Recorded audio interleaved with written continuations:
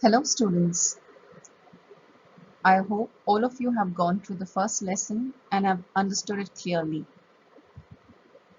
I look forward to you completing the homework as well. Now, I would start off with the third chapter, which is two stories about flying. This is comprised of two different stories related to flying. The first one is His First Flight, written by Liam O'Flaherty.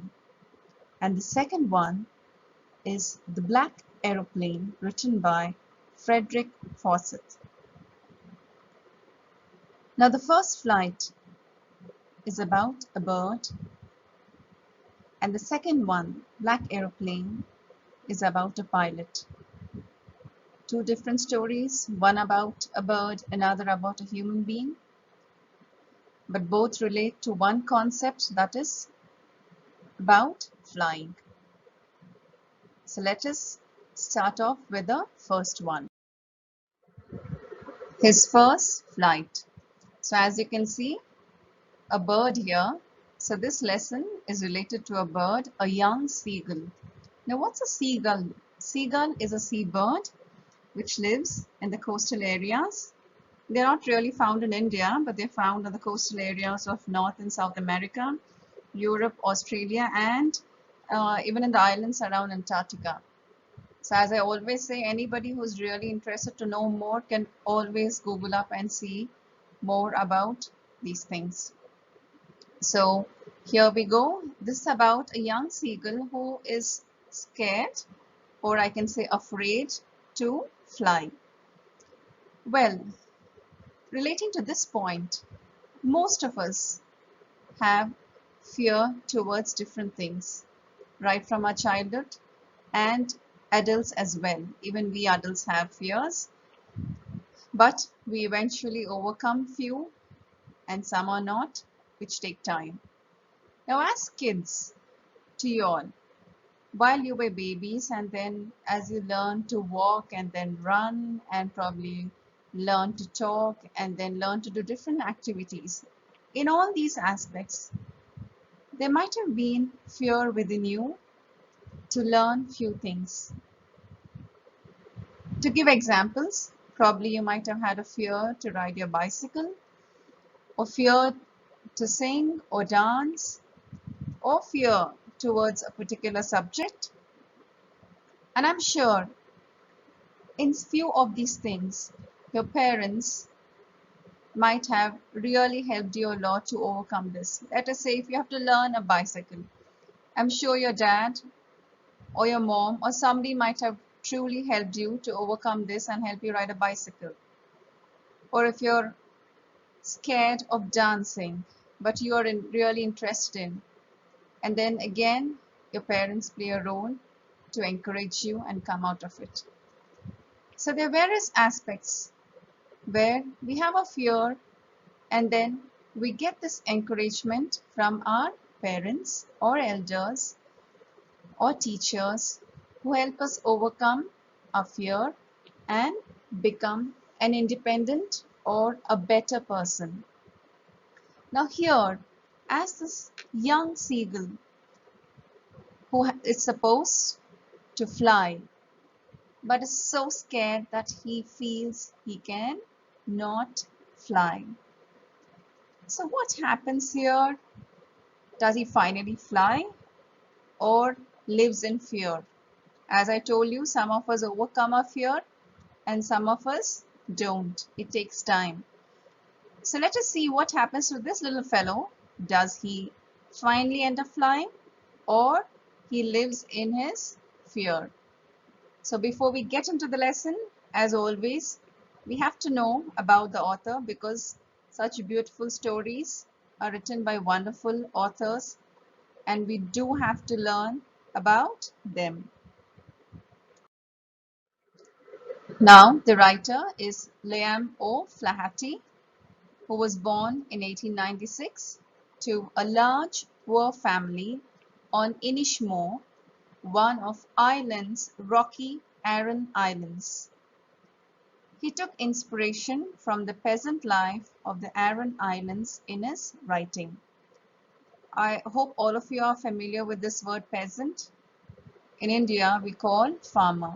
So they were farmers, and he took inspiration of his stories from the farmer life which he had lived in Aran Islands. So let us see what happens in this story. Now you can see a beautiful picturesque here. Wonderful picture, isn't it? It's so soothing to the eyes to see nice sea and this lovely birds here. So before we start off with explanation, I'll read it for you. The young seagull was alone on his ledge. His two brothers and his sister had already flown away the day before. He had been afraid to fly with them. Somehow, when he had taken a little run forward to the brink of the ledge and attempted to flap his wings, he became afraid. The great expanse of sea stretched down beneath, and it was such a long way down, miles down. He felt certain that his wings would never support him, so he bent his head and ran away back to the little hole under the ledge, where he slept at night. Even when each of his brothers and his little sister, whose wings were far shorter than his own, ran to the brink, flapped their wings, and flew away, he failed to muster up courage to take that plunge, which appeared to him so desperate. His father and mother had come around calling to him shrilly, upbraiding him, threatening to let him starve on his ledge unless he flew away. But for the life of him, he could not move. So here we can see the young seagull was alone on his ledge. So as you can see, what is a ledge? See here, you can see that the mountains, you have this protruding outside, the horizontal one. These are called as ledges. A closer pic I've given you here. You can have a pitch. So this is a ledge. Even buildings have ledges. So, but since the story reflects on this ledge, I'm showing the picture of a ledge on the mountain, on the Rocky Mountains. Okay. So this is a ledge. So he was alone on the ledge. His two brothers and his sister had already flown away the day before. So he had two brothers and a sister as well, and they had already flown away the day before, prior itself. He had been afraid to fly with them. So this little fellow was afraid to fly with them. Somehow, when he had taken a little run forward to the brink of the ledge and attempted to flap his wings, he became afraid. Now here, what was the fear? For no matter, when you have to fly, you have to go to the edge and then you have to start flapping your wings and then you can fly as a bird, isn't it? So here, this little fellow, he went to the brink. Now, what's the meaning of brink? Brink is nothing but the edge, the very edge of a ledge. The very edge of it is called brink. The edge of anything whatsoever is called brink. Okay. So here, since it's a ledge, I'm telling you the brink of the ledge, which means the edge, the very edge of the ledge. And attempted to flap his wings. He became afraid. So when this fellow, his turn came up and he went to the brink of the ledge and he attempted to flap his wings, he became afraid. Somehow he was so scared when he came to the edge. The great expanse of sea stretched down beneath, and it was such a long way down, miles down. So as I told you, see, ledges are on top as well. So this fellow had to come to the edge and he had to flap his wings and start flying down. So when he came to the edge, he was scared, and that expanse of sea, say something like this in the picture. So the great expanse of sea stretched down beneath, and it was such a long way down. He felt that it was so down, it was miles down. So that view also was scary to him. He felt certain that his wings would never support him, so he bent his head and ran away back to the little hole under the ledge where he slept at night. So He was so certain, he was so sure. Certain is nothing but he was so sure that his wings would never support him. So he was so sure that, oh my God, what if I come to the edge of the ledge and I flap my wings, and if my wings don't support me, what will happen? If he can't fly, he'll fall into the sea and he would drown and die. So that was his fear. Oh my God, if my wings don't support me, what will happen to me? He bent his head and ran away back to the little hole. So the fear of dying, the fear of drowning, the fear of knowing or believing in himself that he cannot fly made him not to fly. So he went back into the little hole in the ledge and he slept there at night. Now here, even when each of his brothers and his little sister, whose wings were far shorter than his own, ran to the brink, flapped their wings and flew away. Now here his brothers and his little sister. Now they're explaining about his little sister. She had shorter wings. Okay, compared to all three of them, she had shorter wings, but she being little with shorter wings, she ran to the brink, flapped the wings and flew away. So all three of them flapped their wings and flew away. But this little fellow, the seagull, he failed to muster up courage. Muster up courage, muster is nothing but to gather courage. You know, you have to pull up yourself, make yourself feel confident. Yes, I can do it, and then you can go ahead. Okay, so he failed to pull up himself to gather courage, to take that plunge which appeared to him so desperate. Plunge is nothing but a dive. So here you can see, in case the ledge is somewhere over here, you have to, like, you know, take a dive. And obviously, since the birds have to take their feed from the sea, which means they have to catch a fish, they have to come down and then come to the rocks, eat. So this fellow, when he saw all this, he didn't have the courage to take that plunge. Plunge is a dive. You have to take a dive, okay, which appeared to him so hopeless. He felt desperate as nothing but hopeless. He felt, oh my God, I can never do it. Who is going to even take such a dive? It looks so scary. So his father and mother had come around calling to him shrilly, upbraiding him. So shrilling is nothing but where you're loud and you're screaming. So sometimes it happens when you don't listen, your mom or dad are yelling at you or they're shouting loudly at you, which happens very commonly because they want you to listen, to do what is told, which is good for you. Upbraiding is nothing but warning or scolding him and then threatening him to let him starve. So they were shouting at him loudly and they were scolding at him and they threatened him, which means they warned him, saying that you're going to starve on this ledge until you're going to fly. So if you're not going to learn how to fly, you're going to starve. Starve means where you're not going to get any food to eat. You'll be punished. But for the life of him, he could not move. So there was such strong fear in him that he just couldn't move in spite of being shouted, scolded, and warned. Now here, let us analyze the attitude of this young seagull. See, there are people who are of two different types. See, you have your fear, but when you're encouraged by your elders or, you know, by your friends or by your brothers or sisters, or, you know, when you get this encouragement from anybody, you pull up yourself and you move ahead, overcoming the fear. But there are some people who can never ever muster up courage, which means no matter how much of encouragement they get from their parents, siblings, or teachers, or anybody, they just can't move ahead. So here, people who take it as a challenge, which means, yes, I have to overcome my fear because my parents are encouraging me or my teachers are encouraging me. So I have to come out of it and be a better person.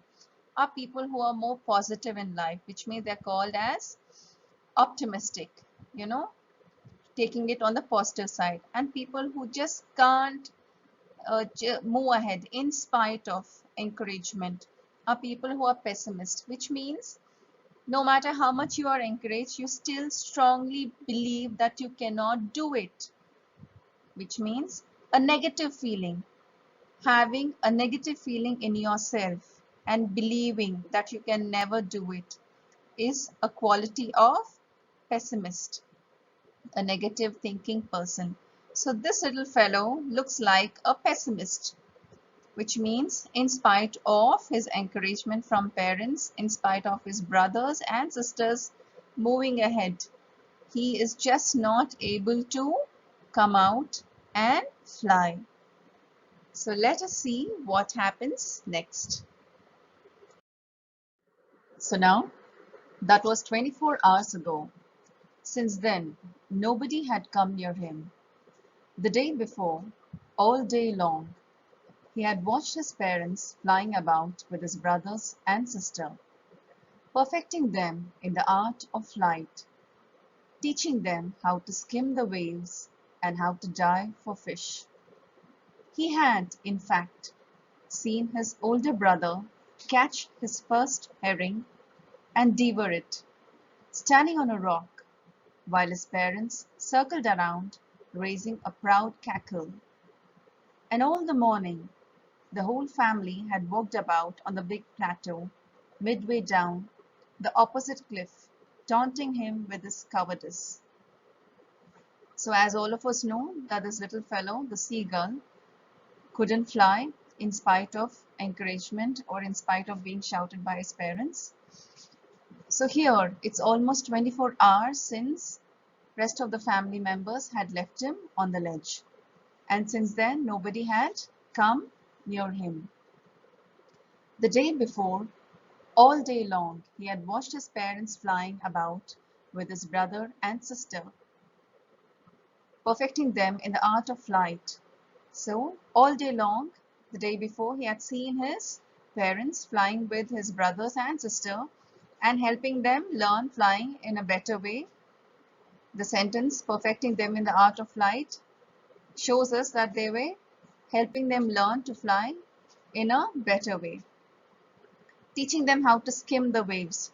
Now, what is skim the waves? As you can see in the picture here, the bird, it looks as though the bird is standing on water, but actually, the art of,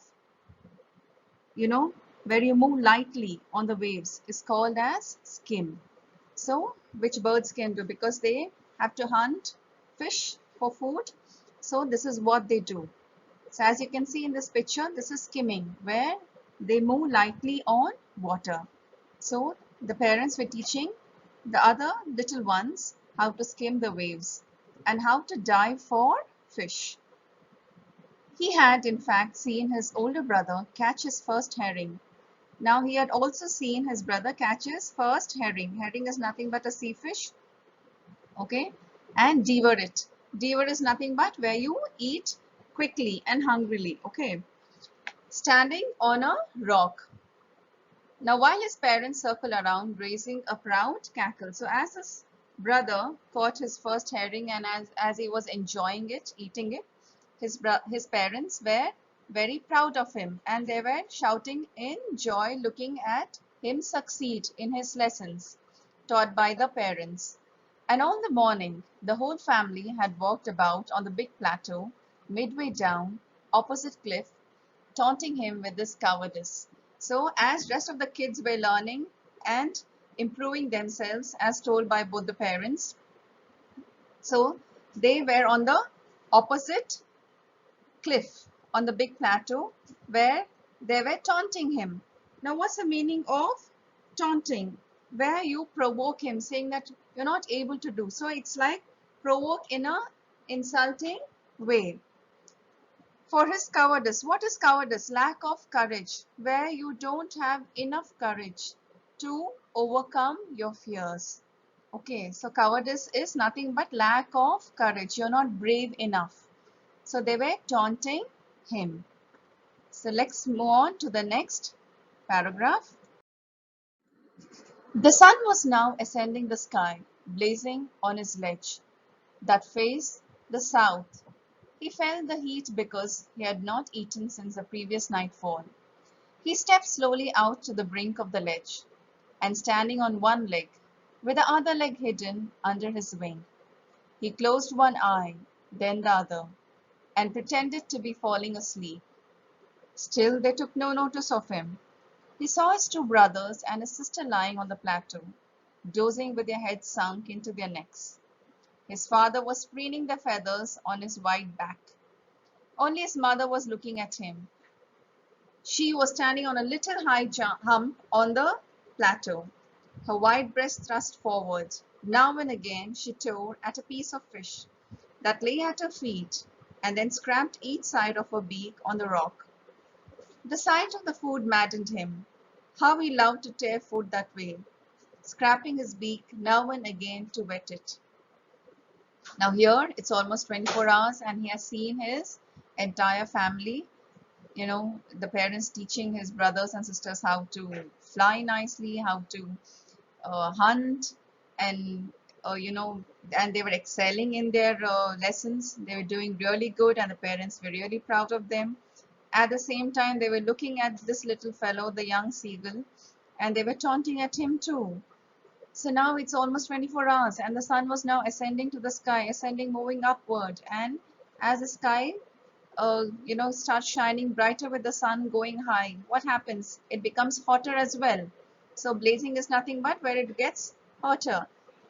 On his ledge that faced the south, he felt the heat because he had not eaten since the previous nightfall. Now he's not eaten anything past 24 hours, and now he can really feel hungry, and the heat, which is increasing as well, makes him feel really, really hungry.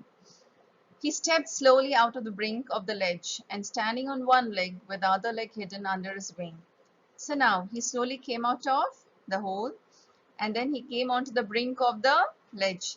And how was he standing? He was standing on one leg with the other leg hidden under his wing. He closed one eye, then the other, and pretended to be falling asleep.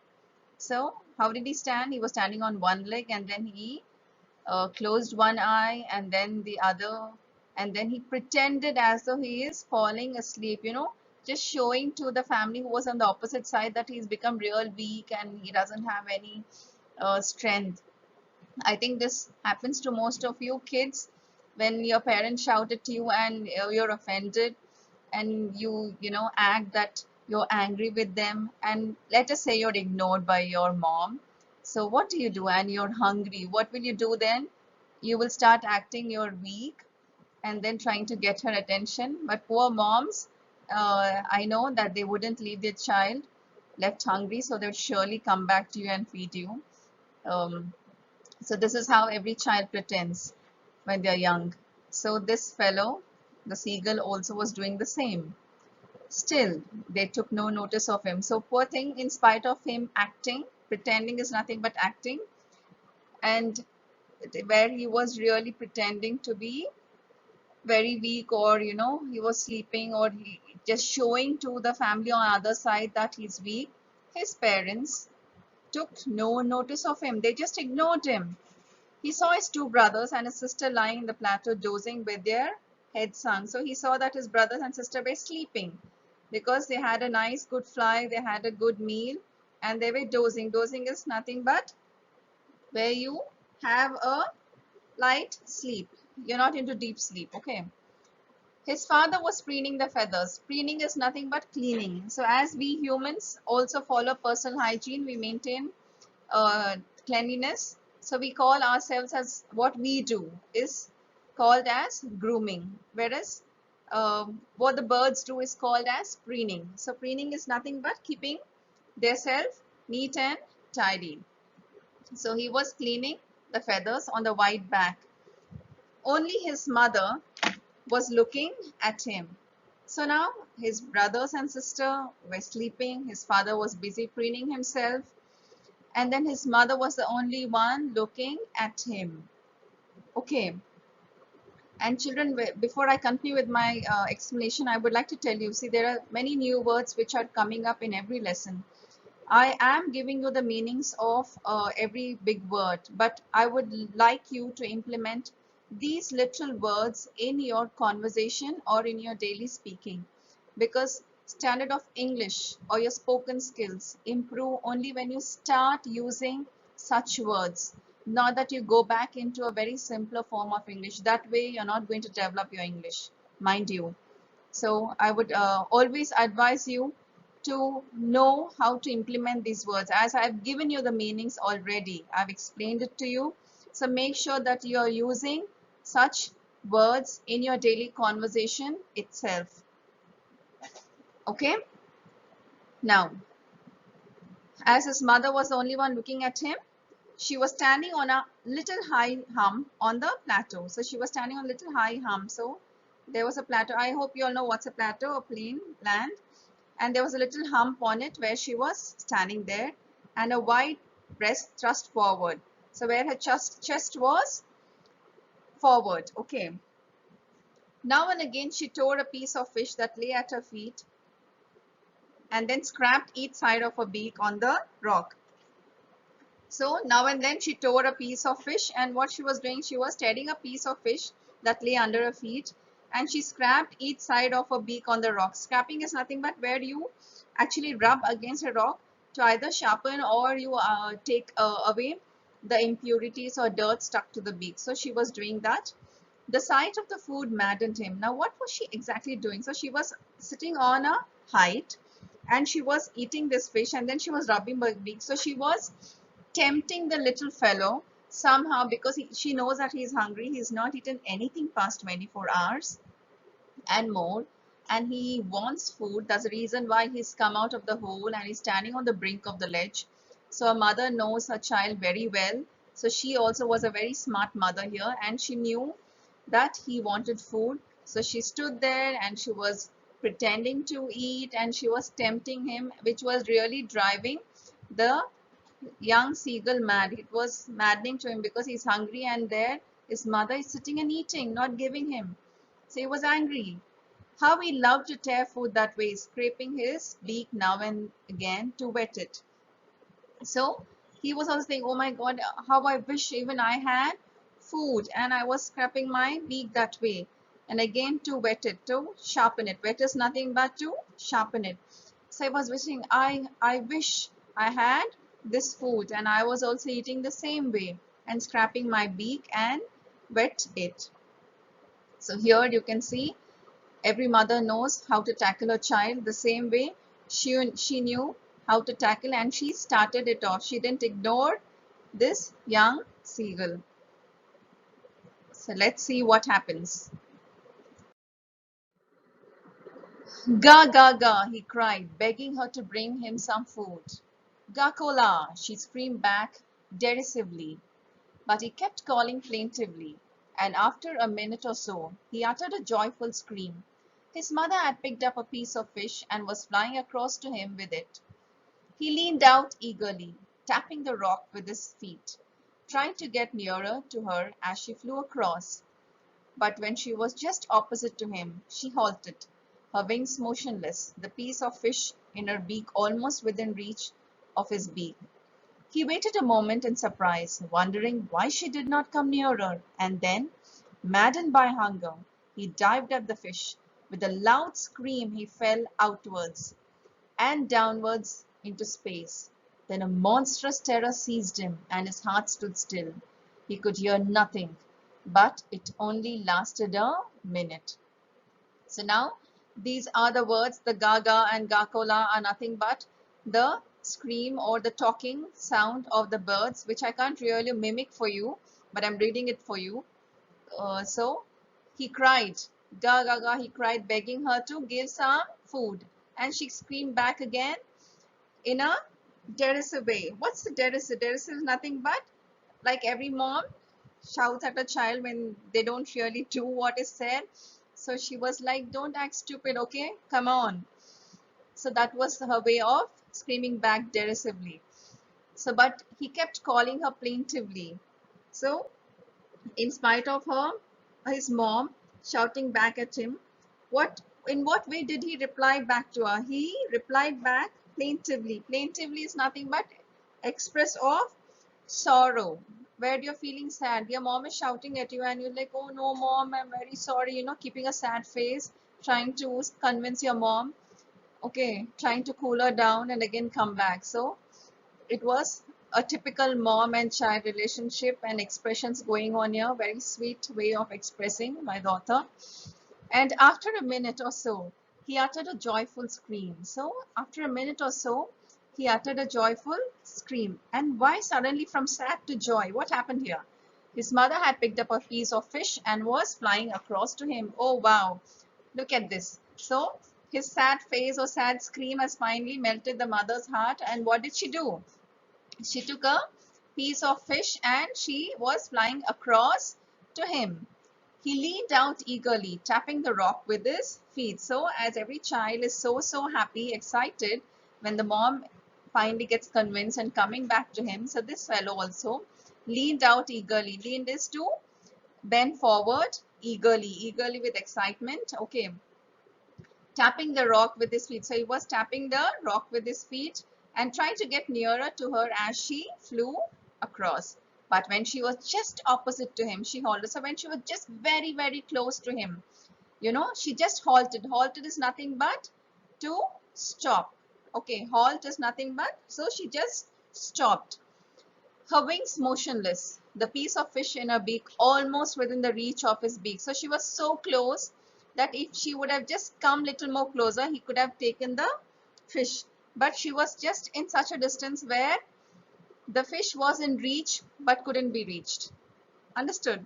So she didn't go very close, but she was close and she just stood there, motionless. She just stopped there. He waited for a moment in surprise, wondering why she did not come nearer, and then maddened by hunger. So he was like, what happened to my mother?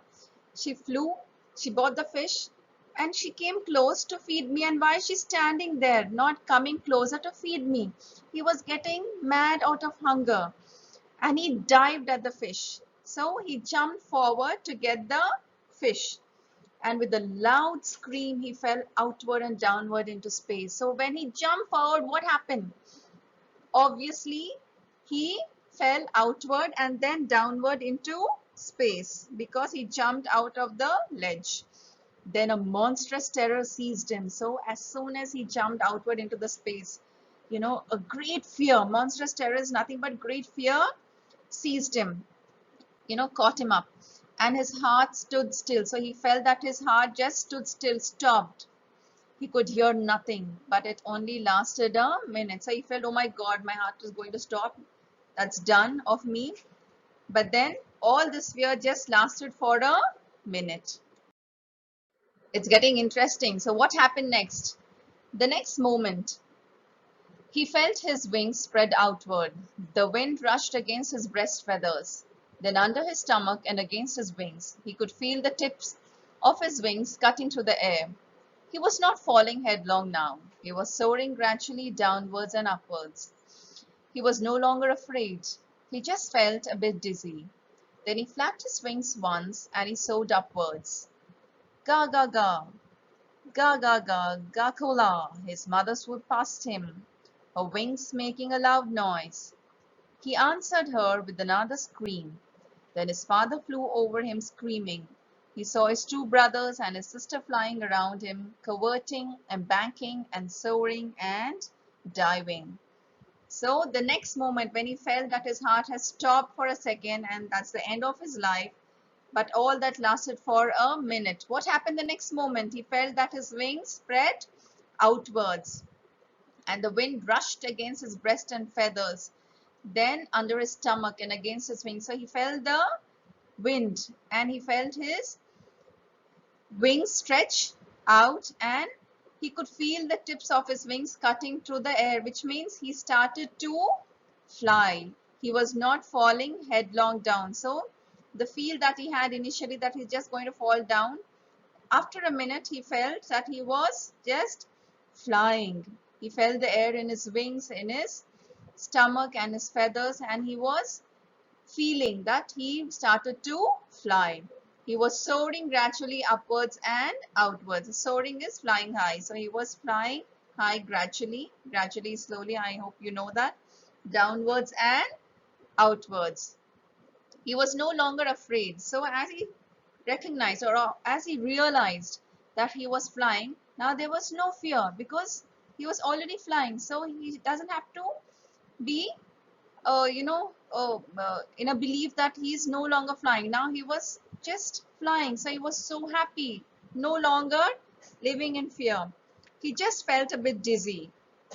Now, Dizzy is just, a spin of head when you do something suddenly. That's very common. Out of nervousness, you feel that. But again, that also doesn't last for a long time. It's just for a shorter time. So he was no longer afraid. He just felt a bit dizzy. Then he flapped his wings once and he soared upwards. Then again he flapped his wings and he soared. Again he started flying upwards. And again you see the sounds of the mother. She was swooping past him, again flying downwards, around him, because she knew that he was flying for the first time. So as a mother, she was just trying to be cautious, flying beneath him just to check that he's not falling down.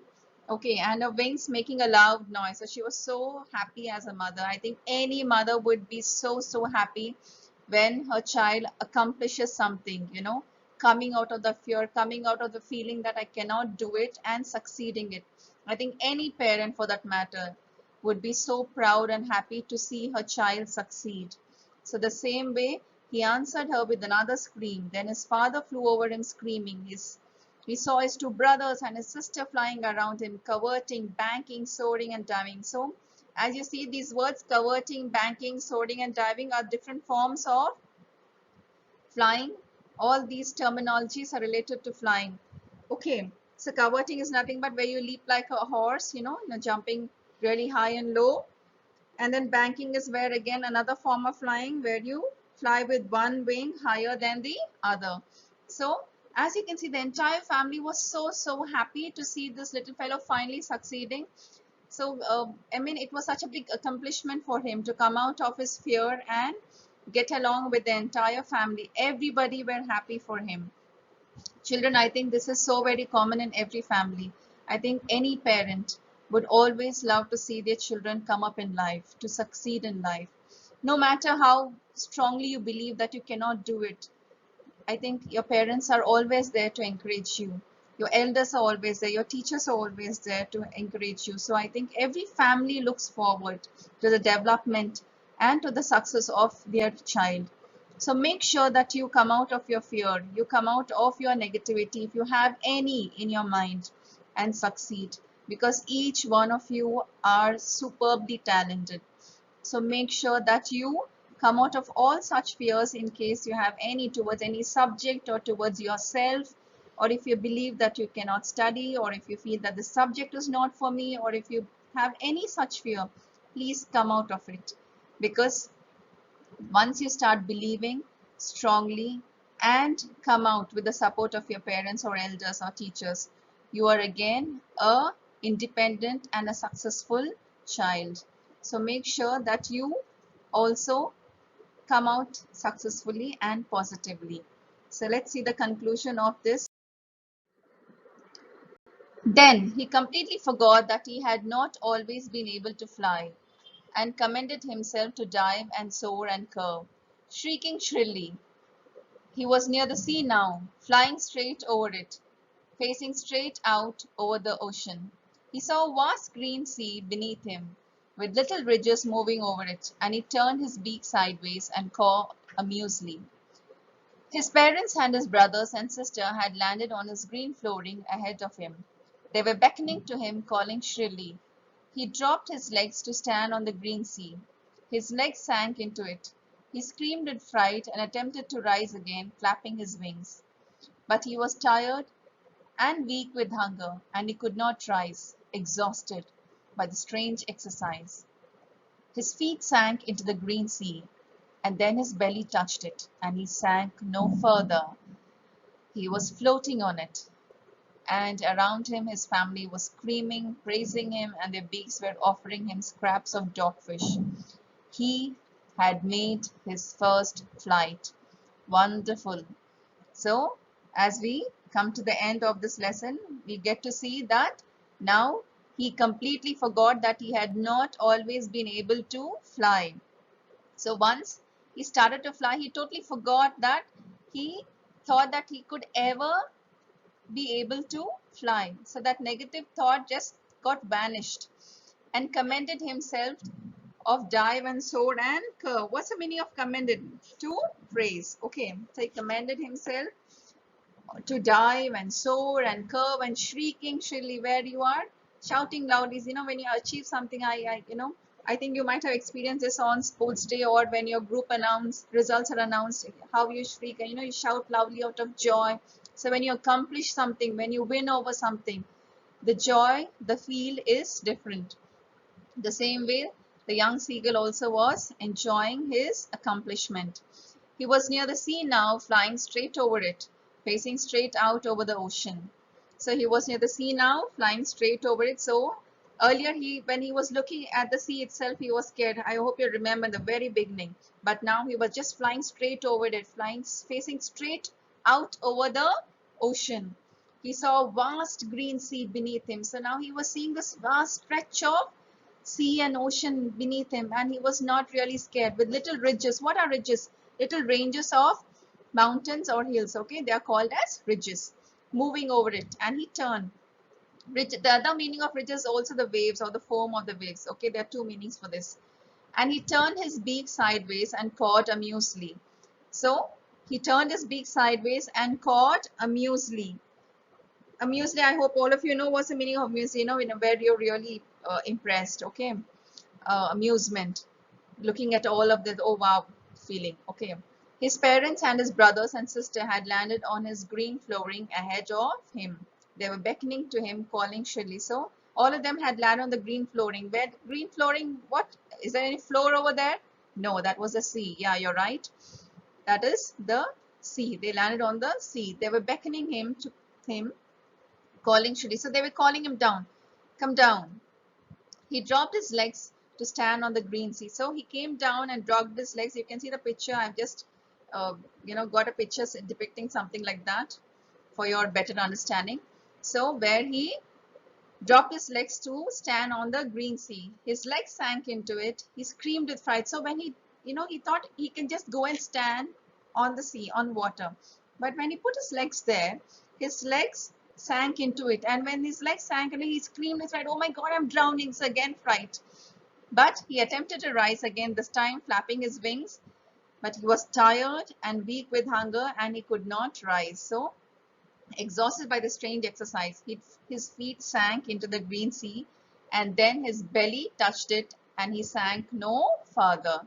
So he thought, oh no, I'm going to sink. And he screamed with fright, and he started flapping his wings. But he was tired now. He was hungry also for a long time.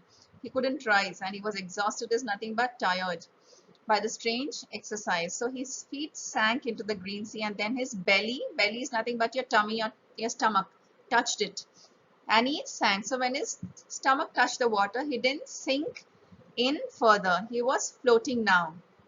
And around him was his family, screaming, praising him, and their beaks were offering him scraps of dogfish. So all of them knew that he was tired, poor fellow.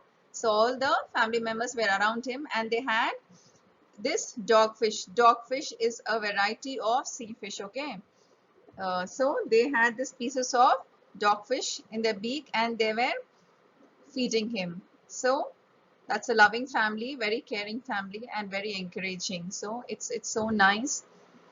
Finally, the young seagull made his first flight.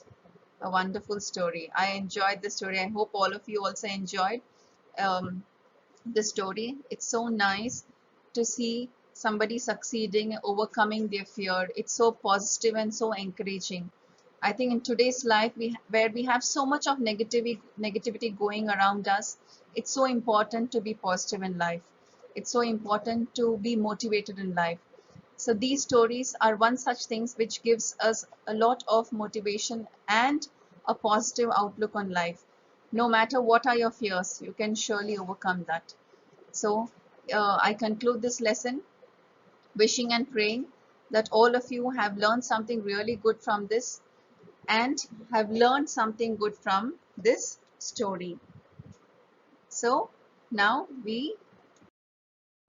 yes, and now as we conclude, coming to the review time, and as earlier, I'm going to read out the questions for you.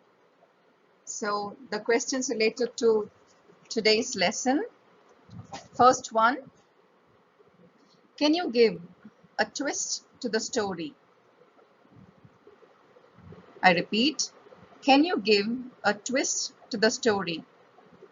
Yes, I want you to give a different beginning or a different end to this story. So the first question is, can you give a twist to the story by giving a different beginning or a different end? The second question is, list out your fears to learn a skill. List out your fears to learn a skill. Have you overcome them and excelled in that skill? Have you overcome them and excelled in that skill? If not many, at least one. Have you overcome at least one and excelled in that skill? Who has helped you and how? Who has helped you and how? Write your experience. And if you haven't overcome fear to learn any skill in particular, why were you not able to do it, or why are you still not able to do it? And would you like to overcome fear towards that skill? What do you intend to do? Whose help do you need and why? So if you haven't overcome your fear towards any skill, do you intend to do that? And whose help do you need and why? So these are the three questions related to this lesson. I would like you to think nicely and write your own feelings and thoughts. And as I always say, English can be excelled or improved only when you start reading and writing on your own.